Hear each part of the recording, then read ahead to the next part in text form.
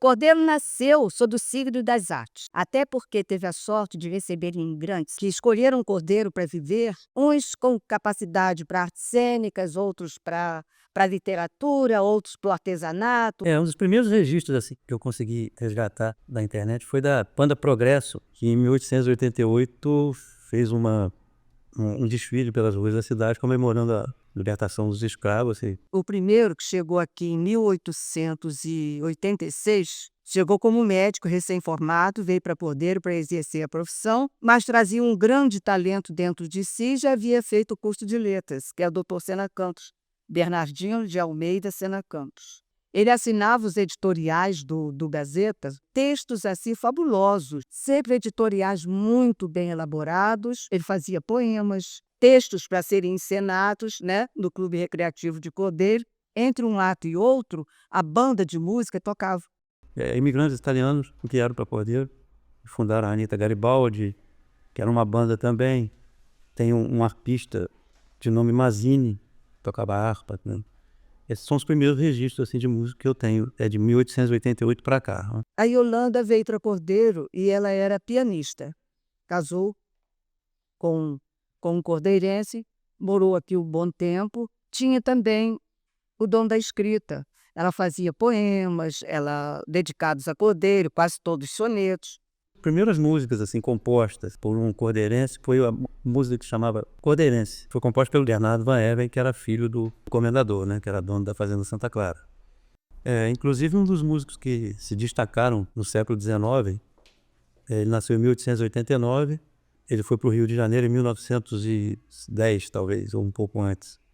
E lá se destacou a nível nacional, tanto que foi considerado pelo maestro Guerra Peixe como o melhor flautista brasileiro de todos os tempos. Grandes músicos também da época, como João Batista Pires da Veiga, teve um pouco mais tarde. Também se destacou a nível nacional, foi a São Paulo, fundou uma orquestra, né, compositor do hino de Cordeiro. João Salgado, ele era artista plástico, podemos dizer assim. A Gruta, o Adro foi idealizado por ele, né? Ele que idealizou e fez acontecer a obra do Adro. A Gruta ali embaixo também, o Coreto, as duas praças laterais à antiga estação, né, agora rodoviária, foram idealizadas por ele, era uma gracinha.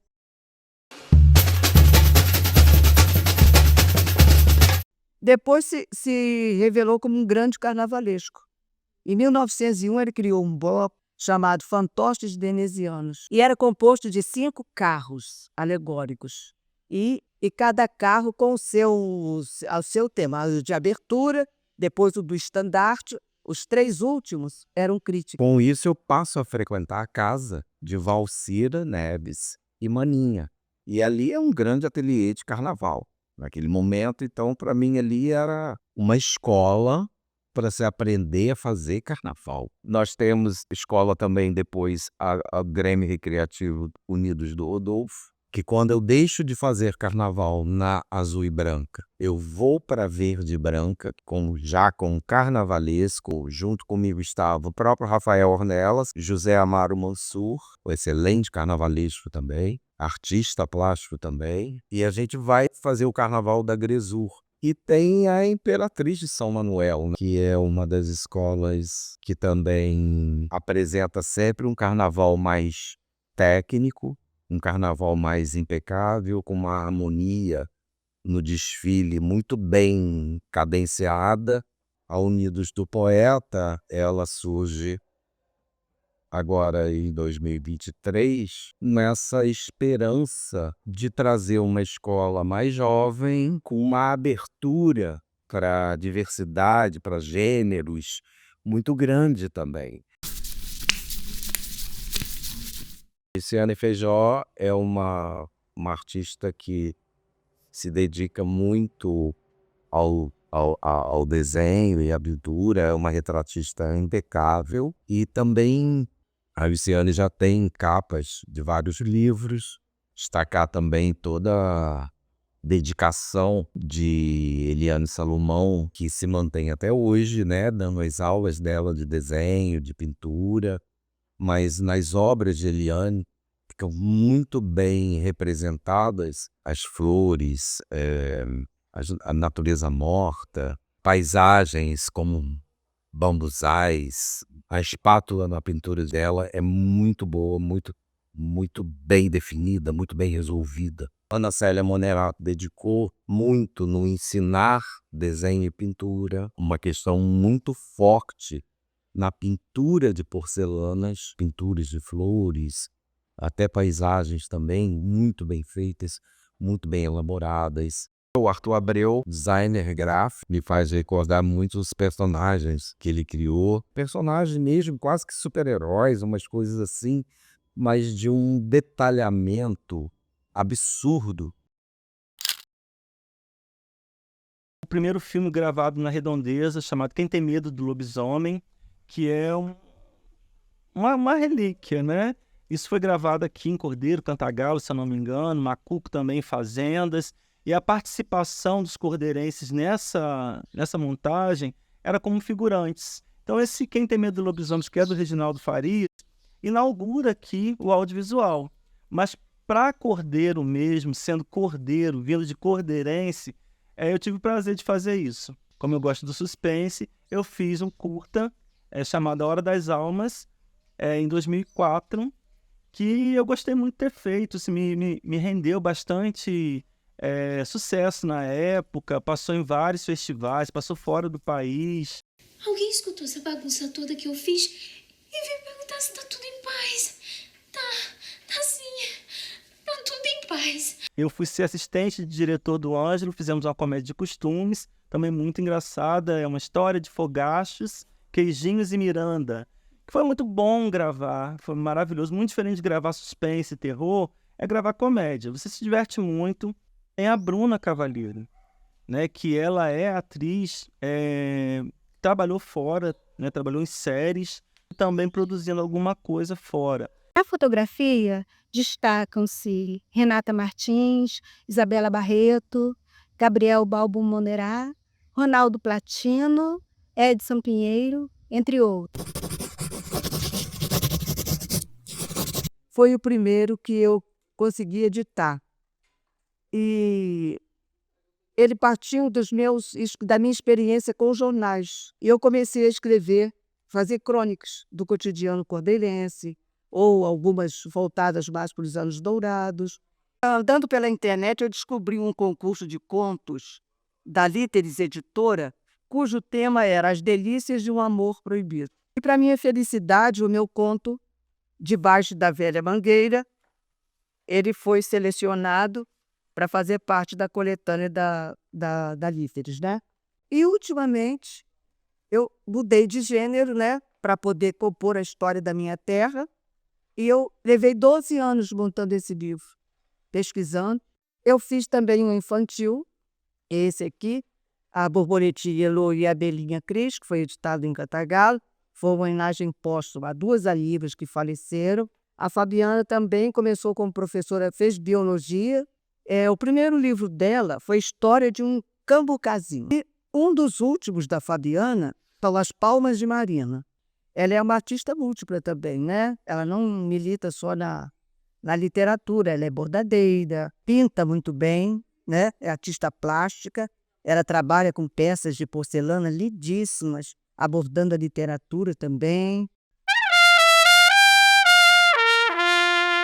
A banda de cordeiro, a Sociedade Musical Fraternidade Cordeirense, surgiu em 1905. Passaram pela banda de cordeiro grandes maestros como o maestro Macedo, Cleiton Guimarães, Marildo Fechar e, mais recentemente, Paulo Nil.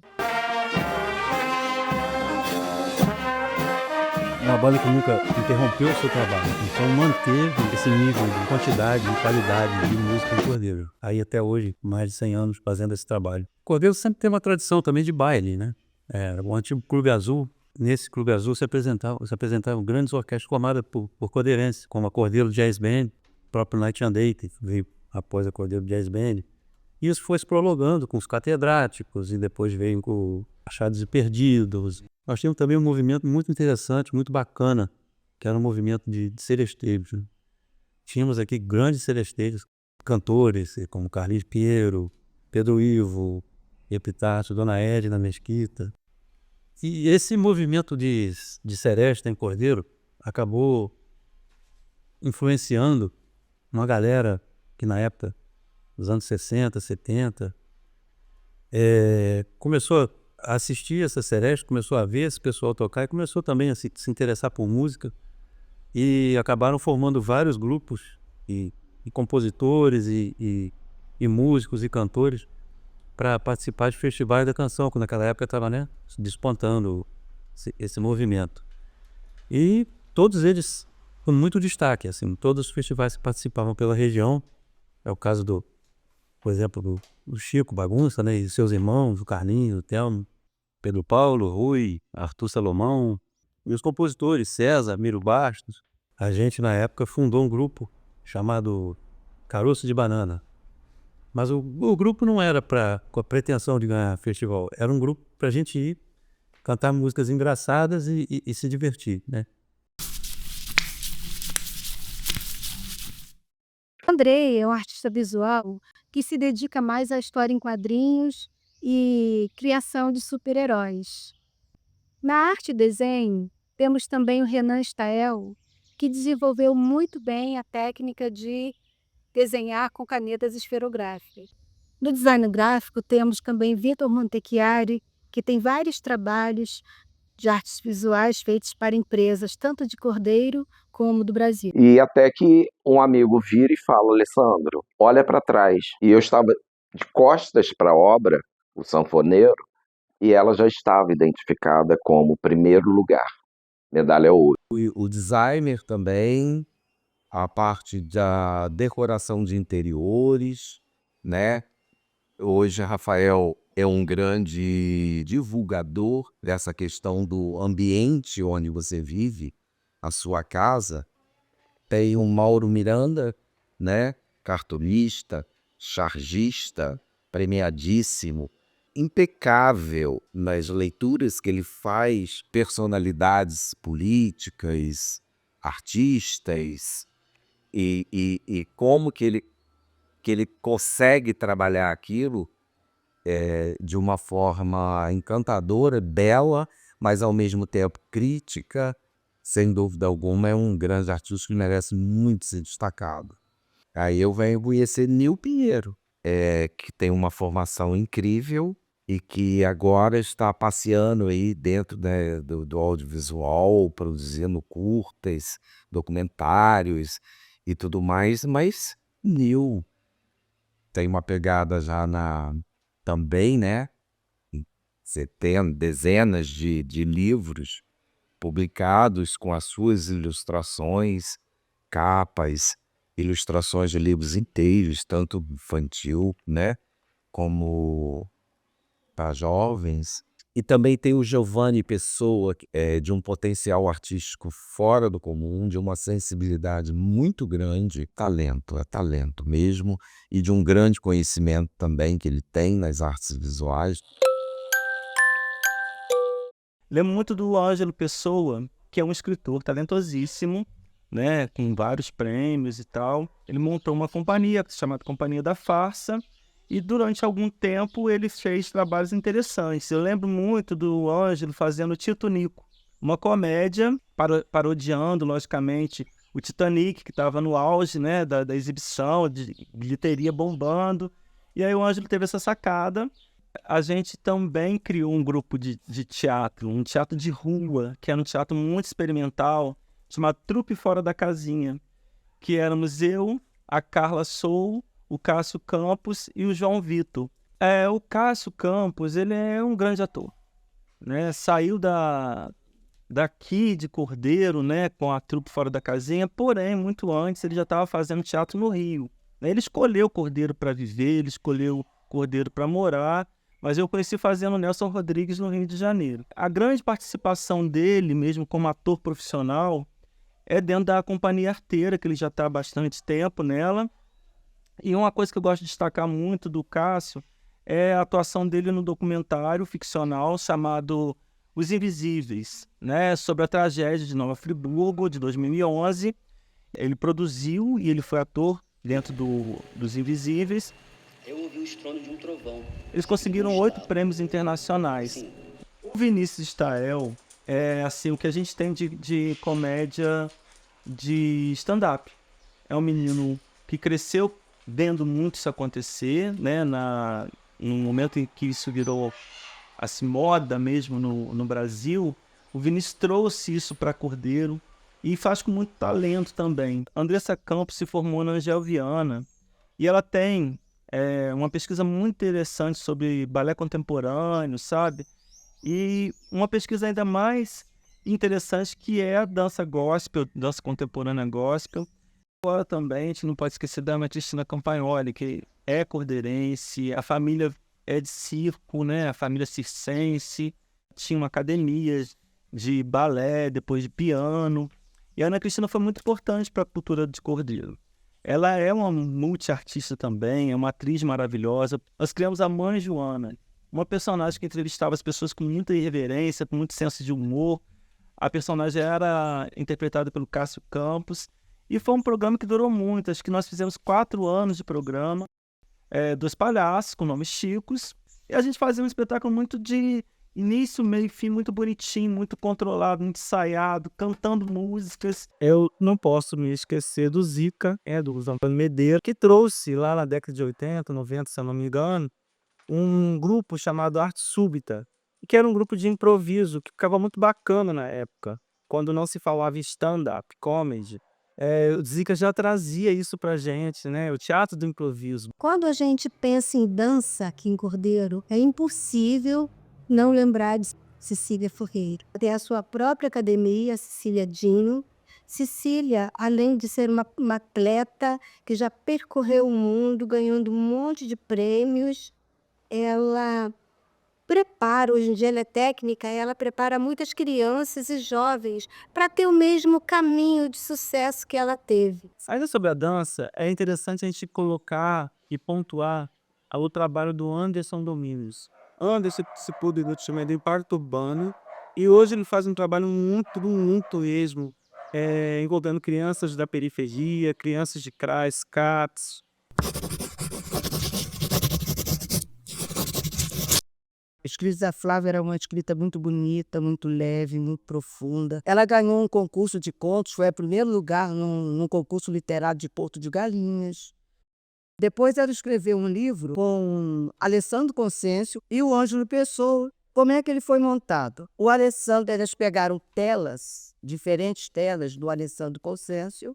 Ela montava um texto sobre aquela tela, ele montava outro. O nome do livro é Litanias de Outono. O escritor Roberto Boticário editou Amores, Medos e Delírios. São contos onde ele revela um pouco os seus conhecimentos psicológicos. Beto Alves, né? Escrevia para jornais, chegou a escrever para jornais, né? Fazia poemas, construía poemas lindíssimos e editou um livro. O livro dele se chama Sobre Tudo. Vamos encontrar Meli, do Mundo das Trovas, sendo muito bem classificado em 2 jogos florais, né? Um em Cantagalo e o outro em Marambá. Ela, então, se decidiu a criar este livro aqui, Cordeiro para Pequeninos, onde Leni, depois de pesquisas, muitas fotos, e adaptar a linguagem, né, para o canto infantil, ela criou este livro onde as crianças podem fazer pesquisas sobre o nosso município. Juliane Lovise é uma escritora e tem um livro publicado. O título do livro é Águas Passadas, Colore e Moinho. É um livro infantil muito bonito, muito poético, muito colorido. Enia Mara Carvalho é uma escritora que veio de Tocantins. É professora e é bióloga. Tem um livro publicado cujo título é A Formiga e a Baleia. Como destaque assim no canto lírico, aqui em Cordeiro a gente tem a Celeste Aida, grande cantora, uma afinação perfeita, que inclusive mereceu uma homenagem do Gilberto Gismonti, né? Ele compôs uma música em homenagem a Celeste Aida após vê-la cantar numa missa em Nova Friburgo. Tivemos também o Henrique Duprat, um grande pianista, né, do Rio, que se destacou muito no Rio de Janeiro como solista e como professor. Outros dois grandes músicos de piano clássico foi o Yuri Almeida, né, um grande pianista, que se dedicou mais ao ensino da música, né, era mais um professor, e também participava de festivais como compositor e cantor. Uma outra pessoa de destaque, a Jane Nassif, que além do seu trabalho como pianista, como musicista, também realizou um importantíssimo trabalho em regência de corais. Já formou centenas, quiçá milhares de músicos aí na cidade. Marcelo Romero Juliano, também exímio pianista, tecladista, que também participou daquele movimento dos festivais nos anos 80, sempre se destacando, primeiros lugares em várias cidades por aí.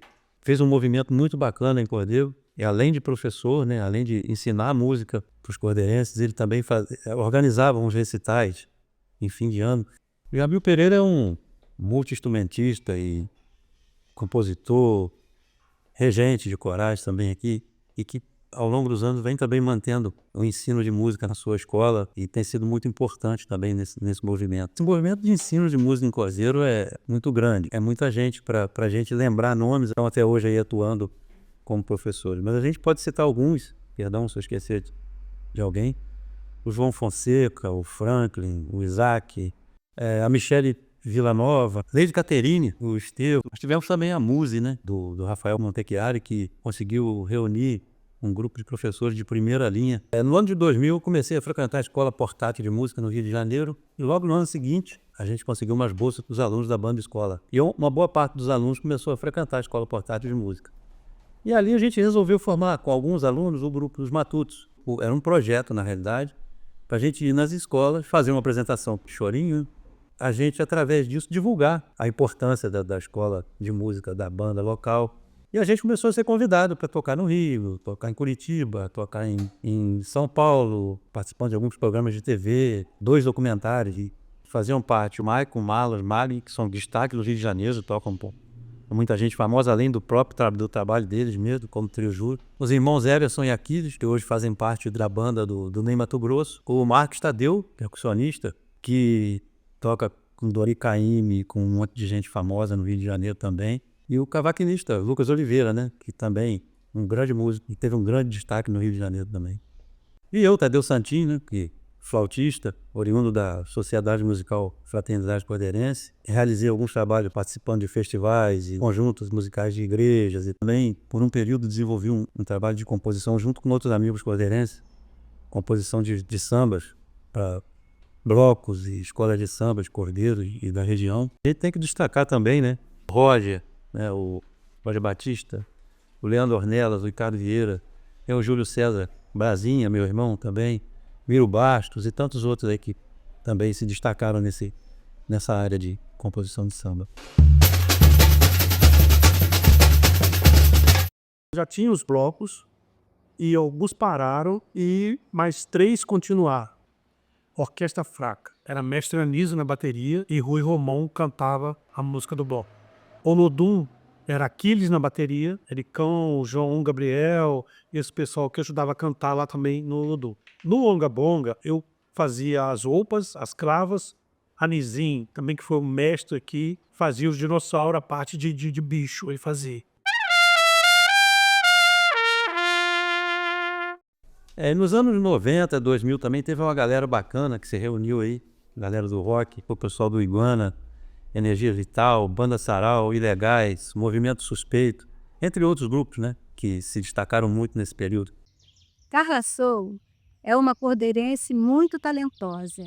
Ela tem no seu repertório músicas autorais e interpreta também grandes autores da música popular brasileira. Nos anos 2000 surgiu uma galera jovem que inaugurou um monte de bandas que tocavam blues, rock, jazz, faziam covers de artistas famosos, trabalhos autorais.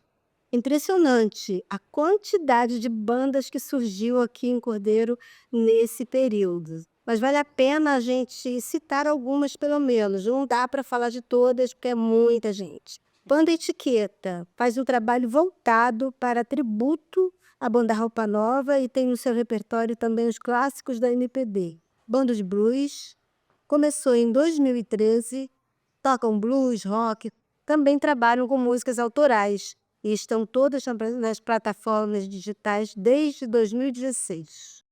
Foliões Overdrive é uma banda de rock. Começou em 2012. Eles têm muitas músicas autorais lançadas. Sabiá Cósmico. Eles começaram um pouco depois, em 2021, cantando MPB, rock, shot, baião. Projeto Paralelo também é uma galera muito talentosa.